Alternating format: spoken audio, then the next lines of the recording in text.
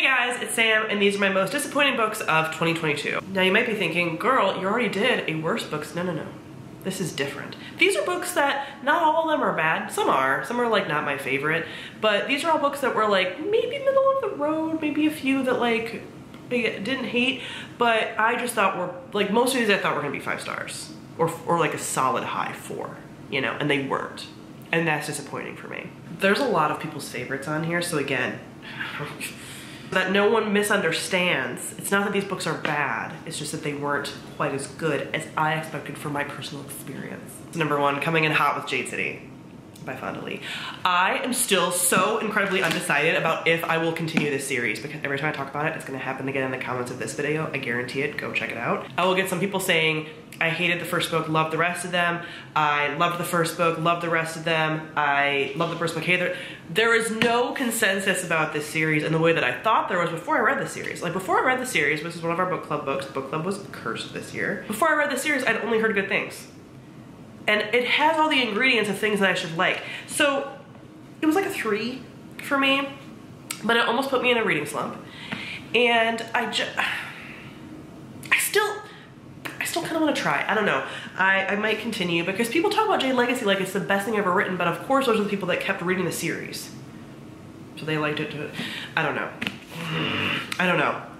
But this was rough. Next was Arianne by, I think, Jennifer Saint. I actually didn't write the author's name down because I know the authors for the rest of these. This is a retelling of the Arianne story. I read this on audiobook and I was thinking it was going to be on the same level as Circe, Song of Achilles, Witch's Heart, all of those. Because I do love these books that tell a story of a lesser known character in mythology and flesh it out. This one was like fine, but it was basically just a retelling of the original myth. Like they didn't really add a ton to it. The characters continue to not really have any agency. What I like about these other retellings is that they again like flesh the characters out and give this much more agency. This was just like everything went the way it went in the original myth completely, which is fine. Its own kind of version of a retelling, and I guess you get what those characters are experiencing while that's all happening, but it was a little bit too true to form for me and what I was expecting. So it was like a 3, I think, as well. But it's just one that has like been completely forgettable for me, and I thought that this author would be a new favorite of mine and I would keep reading ones that she comes out with because this year, or maybe it was last year, I think she's either I think it was last year, Electra is coming out and then she's doing another one. So like this could have been an author that I would follow and do more of these books, and if they're all like this, like I don't really want to, and then again, that's disappointing too because I like this style of book a lot. Then we have the Inheritance Trilogy by M.K. Jemisin. Yeah, I read the whole thing last year and it was solidly fine, but I thought it would be possibly a new favorite. People do talk about this series because it's her first series as being not as strong, and that is totally true. That's part of why I had a little bit of an issue with it. But it wasn't even that. I've talked about it a number of times now, but it's the fact that she has these romances with these gods that are incestuous and keeps reminding us of that. And there's like child gods, and so like, yes, they're not children, but it's still like weirdly icky. And like, it's just complicated in a way that I don't like, and the romance has never made sense in here. Not only the stuff with the gods, but just in general, I don't know why anyone was into anybody, to be honest. So without that, this would have been like a fantastic series, but with that, it wasn't. And it was just disappointing because I've loved all of her other series, and this one just, not so much. But will I continue to read her epic fantasy series? Yes, and she has improved so much as an author. Just this was not as great as I expected. I thought it would at least be a solid 4 star. The Dragon Republic by R.F. Kuang. This one was fine. A solid 4. I didn't hate it. I didn't hate the series. But I loved the Poppy War so much as a first book, and this was more of a letdown for the second one. It just felt like it dragged a lot. It felt like the characters, like the growth they had in the first book was kind of like taken away. It was just a lot of battle strategy, which I get this is a book about war, like totally understand, but it just wasn't as satisfying as the other books in the series. And I could have probably put the final book on here as well because I think it should have been broken into 2, but I still liked that experience overall more than this one, even though they were both like 4.5 stars. Then we have Light from Uncommon Stars by Rika Aoki. This one I thought I was going to love. Like I was so convinced it was gonna be a 5-star book for me because people were like, oh, it's kind of like the Wayfarer series meets Good Omens, things that I love. This book just didn't have enough time for me personally. There were so many threads.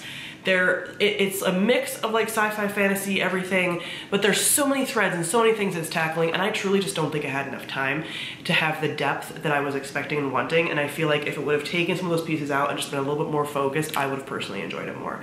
But I went into this fully thinking there's no way it's gonna be less than a 5-star for me, and then it was like a 3, maybe a 3.5, but definitely not one that has like sat in my feelings in a way that I definitely thought it was going to. Then we have another R.F. Kuang. I know, this hurts me. Keep in mind, I read every R.F. Kuang book thinking it's gonna be a 5-star because my experience with Poppy War was a 5-star. It's Babel. Now, not in the way that some people have critiqued and have been like, oh, it made me uncomfortable because it called out racism. Like, no, not in that way, but I just expected to be so much more entranced by like the characters and things like that. I just went in with really high hopes, and while the world building and the commentary is excellent, the distance that I had from the characters, which I kind of had with the Poppy War as well, but to a lesser extent because I really liked our main character in Poppy War, where here I felt like a distance from all of them. There were just some like choices with like pacing and communicating of like character relationships and things like that that was just off for me and left this at like a 3-star for me, 3.5. Like the thesis of the story, excellent. The execution, not so much for me. So yeah, I kind of feel like that's where I'm now gonna sit with R.F. Kuang, where maybe the next book I read by her I'll love because I will go in with lower expectations now, where this was like, this is gonna be the best thing I've ever read. And then it was just like, it was like fine as like an enjoyable experience. And Mara talks about this as being like a Dickensian novel, which I can hang with because Dickens I really like as like a classic author, whatever. But I didn't go in expecting that. And so like, again, this distance, theme heavy, but in a way where like characters are sort of sacrificed as far as like you caring about them, you as in me personally. That was tough for me. And we have Nona the Ninth. Yeah, still love the series, but this one was such a, I mean, all of the books in the series have a different tone to them, but they all, thus far, except for this one, has had a lot of like the freaky bone shit, which keeps me going, and I love the freaky bone shit, and the goth lesbians, and like all of that. This has so much of that gone, and there's just things happening in this book that I can't go into for spoiler reasons, where it's almost like a side quest. Like you're going on like a little thing for a purpose where you're gonna be brought back into the main story, but this was so much more like slice of lifey and just a deviation in a way that I just wasn't resonating with. So again, another like 3.5 star, but I loved Gideon. I think I gave Gideon 5. Maybe it was 4-star, but it was still one that sits very heavily in my feelings. Same thing with Harrow, even though Harrow was a total mindfuck of a book, where this was like, I'm confused as to where we're going and why, and not quite enjoying the experience. A bummer towards the end of the year was Bloodmarked by Tracy Dion. Again, Legend War was one of my favorite books that I read the year that I read it. I think it was 2021. Was it 2020? I don't remember. But this, I went in with such high hopes, and there were some pacing issues at the beginning. Some of the characters weren't really like acting or feeling like themselves. There was just a lot of like characters making dumb decisions that didn't really feel like it felt like them, and there was just like a lot of stuff happening, but without necessarily the stakes that the first book had. It just got like very muddled overall. That's how I would describe this book. So while I still enjoyed it, it was like a 3.5, 3.75. I was solidly expecting nothing less than a 5 for this.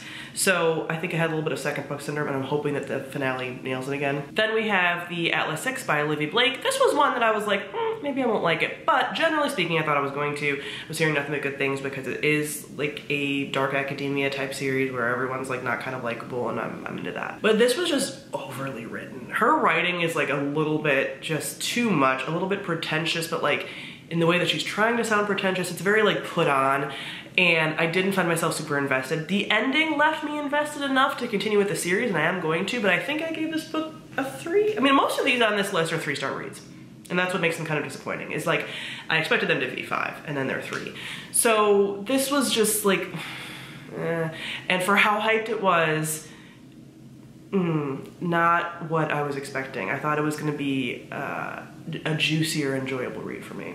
And lastly is the Texkalon duology by Arkady Martine, which both books in this series won a Hugo. So I was fully expecting to love this. I read the second book like for the Hugo Awards and all of that. And I get why people like it. I get why people like basically all of these that people do like. But, oh man, it was just fine. And especially the second book, I didn't like the direction it took, and Again, another book that's sort of like thesis-y-ish in the same way that like Babel is, not in the same exact like context or whatever. But I just was very disconnected from the characters, and that's what makes it not work for me. Again, the second book, there were parts of that book that were so good, and I wish we would have focused on those parts more, and then we didn't, and that was disappointing, because that second book could have been definitely like a 4 or 5 for me, and both were solid 3 stars. So yeah, those are the 10 books that I found disappointing in 2022. Comment below, let me know some books that you found disappointing, even if you liked them. Thank you all for watching, and I'll see all of you guys soon. Bye.